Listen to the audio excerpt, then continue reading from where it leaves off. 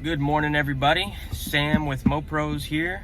It's a beautiful Tuesday morning, about 40 degrees, sun's out, perfect day for landscaping. Last week we had a 5-day project that took up our whole week.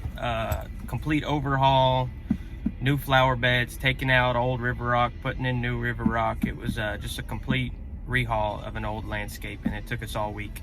This week's going to be a little different because today we've got 3 projects. So here at MoPros, we do big jobs, small jobs. Instead of being on one project all day, today I'm going to be at 3 different job sites, and I'm going to take you guys with me. We're going to see how we start the jobs and how we finish the jobs. So hop in, let's go check them out. Morning, Manuel.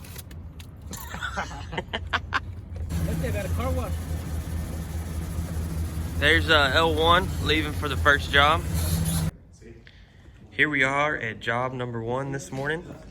We got a customer here that's got a metal edging border all the way around their flower beds around the pool. And they're not crazy about the metal edging. It's already rusting and it's not even that old, and their dogs are cutting their feet on the metal edging. As you guys know, once this stuff starts to rust, it can be kind of sharp. So we are going to take up all the metal edging. We are going to replace it with some nice natural chopstone over here as well. Yeah, you can see this has even got a stake up. That's kind of dangerous. So it's gonna do what she wants it to do. It's not gonna cut any dog or human feet. And also, I'm excited to see how it's gonna look. It's gonna look a lot nicer. We're gonna do this bed too. So here's a little preview of what it looks like now. I've got to head to the other job site, give you guys an update over there. And I'm excited to see what this looks like when we come back. Here we are at job number 2. We've got 1 truck and trailer, 1 truck and another truck and trailer. You think that's enough vehicles for this little job? I think so. Here we had some drainage issues. We had gutters just pouring tons of water into the flower beds, messing up some of the plants. So we're gonna add gutter extensions to 3 gutters. There's one, here's the other, then we're doing another over here. Another thing we're gonna do on this job is correct the grade away from the house. As you guys can see, it's really low right here and a little high right here. So in a real heavy rain, especially with the gutters releasing in the bed, water kind of runs underneath this brick patio a little bit. And it's had a little bit of cracking. So we're gonna rake away the pea gravel, add some more topsoil, and then grade the dirt away from the house. So that, with the gutter extensions and the pop-up emitters, should fix the drainage issues in this bed. We hope so anyway, we'll see. So we're gonna head to job number 3. We'll come back and check on this job a little later today. Here we are at job number 3. On this project, we are planting a privacy screen for a customer. We're gonna go down the length of their neighbor's drive here, provide a little bit of privacy and color screen. We love doing these natural privacy screens. A lot cheaper than any fence you can build, and looks much more natural and nice. Today we are planting Spartan junipers. To be honest, I do not have a lot of experience with the Spartan junipers. I normally go with like an Arizona cypress or an eastern red cedar, something native here. But the customer didn't like how thick those got at the bottom. They get wider than they do taller, which I understand. They've got kind of a tight spot here between them and their neighbors. So they also wanted something just a little shorter. So I recommended the Spartan juniper, the skyrocket juniper, or like a blue point juniper. They did their research on those and they decided on the Spartans. So I'm excited to plant these. Like I said, I don't plant a lot of these, but great color. They get about maybe 12 to 15 feet tall, maybe 4 to 5 feet wide. Another thing they were considering is an Italian cypress, but the Italian cypress are just really narrow. They only get about 3 feet wide. So this gave them a little more coverage. And these are 5 gallons. I was impressed with the size of these. There was a string run, so we've got them spaced out every 8 feet. You can see them marked there. They're perfectly straight all the way down. Carlos is down there starting on the first hole. I'm gonna jump in and help him plant these because we've got to go check on our other job sites as well. A little bit about tree planting here. You always want to dig the hole to the exact depth of the root ball. So we've got some skinny tall 5 gallons here. As you can see, our root ball is right level with the soil. If anything, you want it to stick 1/2 inch or 1 inch up, never deeper than the soil level.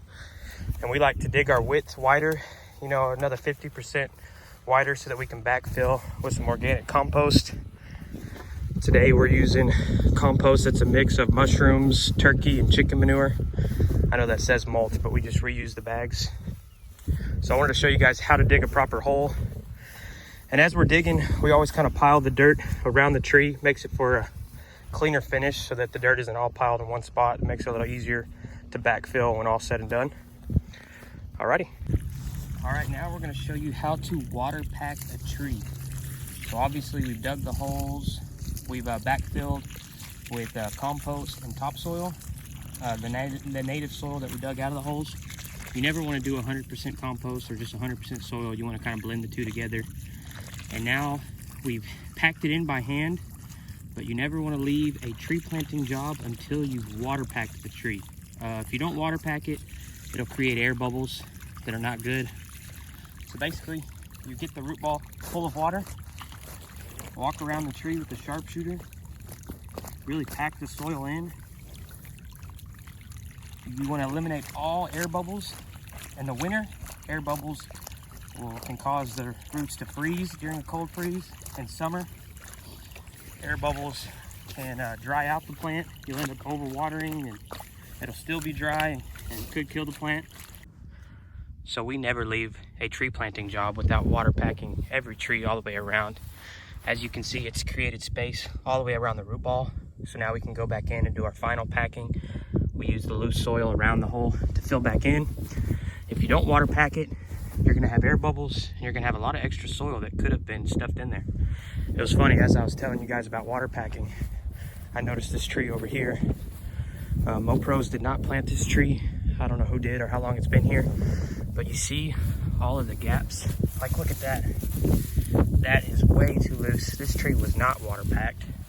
So again, I don't know who planted this, but I'm gonna mention to the homeowner that we need to backfill with some soil, because that will kill a tree, especially in the summer, but even in the winter. And that, ladies and gentlemen, is why you water pack a tree and why we go through all the steps to make sure your plants are installed correctly so you don't have issues down the road. All right, so I'm gonna be 100% honest with you guys in these videos. Not gonna sugarcoat anything. I messed up a little bit on this project.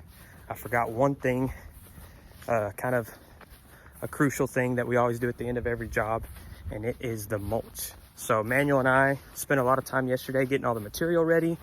We had 3 jobs to do today and thought we had it all planned out, but after we planted these trees, I was like, oh man, I don't have any mulch. So we're gonna head 20 minutes back into town and get some mulch, but I think Carlos and I have a good plan so we don't waste too much time. We normally take a lunch at 12 and it's about 12:05.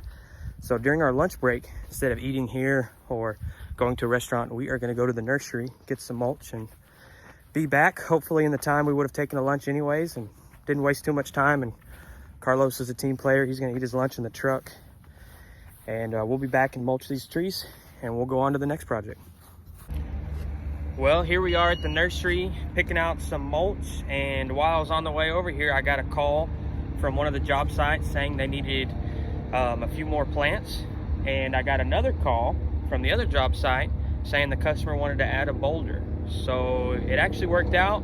I didn't have a wasted trip to the nursery. We had a couple of change orders on the job sites, and we love change orders. We roll with it. While we're out here working on your project, you know, if you want to add something, we're more than flexible to add to the order. So we're here. We didn't have a wasted trip. We're going to get mulch, we're going to get a boulder, and we're going to get some more plants, and then we're going to get back to it.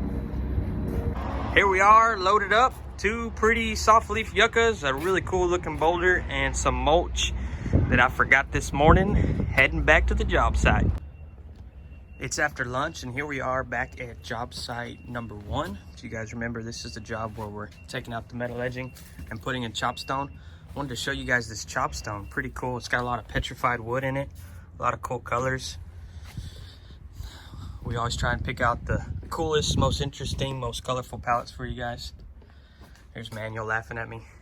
Let's go see how the guys are doing. Now it's replaced with a much prettier chopstone border. When we install our chopstone, we cut every piece so that on these curves you got a nice tight curve, no gaps between the chopstone. It looks really good. Here we are back at job number 2, and because this boulder was a change order, wasn't part of the original estimate, all we have to move it's a wheelbarrow. Luckily we got these two strong guys here. We're gonna go take that boulder, set it over here in the flower bed.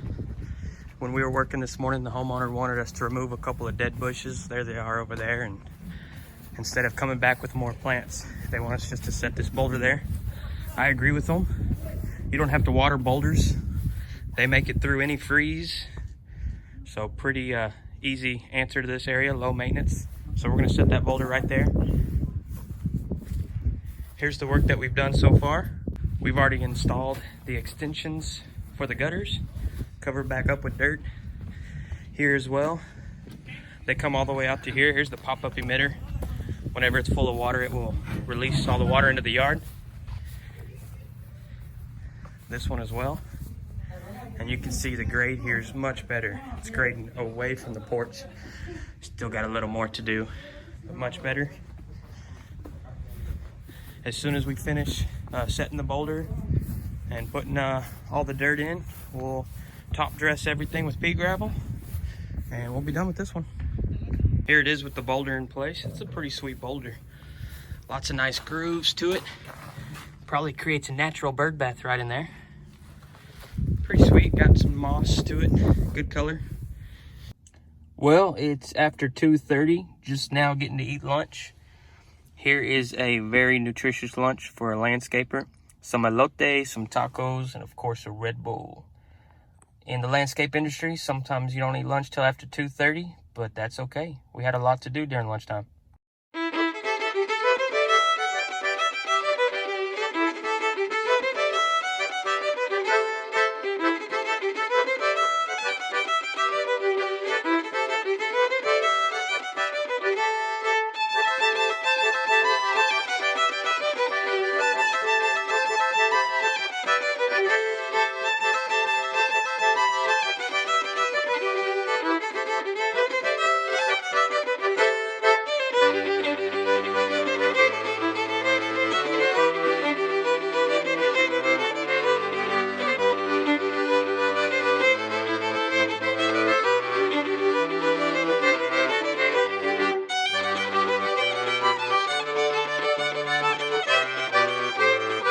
All right, we have all of these Spartan junipers planted, all 22 of them, spaced every 8 feet.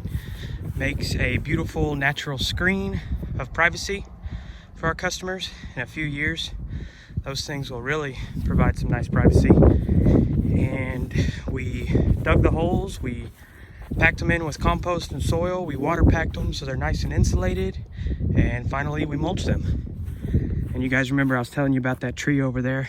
It had some really big air pockets, and you see the leaves itself are not too great. Doesn't have a lot of foliage. It's a live oak. They do molt in late February and March, but I don't think that's what's going on here. I think it had too many air pockets and didn't have enough soil packed around it. So now it's nice and insulated for the winter, and in the summer it won't dry out as much. I emptied like a whole bag of compost and soil, then mulched the top. Didn't charge any for that because it's only about $10 in materials and it took me about 5 minutes. This job is finished up, and we'll go check on the status of the other jobs. We have made it back over here to job number 1, where we've installed close to a whole pallet of 4-inch Texas chopstone. Looks much nicer than the metal edging that was here before, and it's much safer. And we also finished up job number 2. We're not going to have time to make it back over there today, but you can trust me that we are finished. We extended all the gutters. We graded the soil level away from the house. We added the large boulder that they wanted. We moved the sprinkler heads that they needed. So that job is completely finished. And this job is also done as well. We added 2 beautiful soft leaf yuccas right here. The customer picked these out, and we were able to get them planted for her today. I think they're a great addition, and she's really happy with her landscape. Thank you all for watching this video. Hope you learned something. Hope you enjoyed it.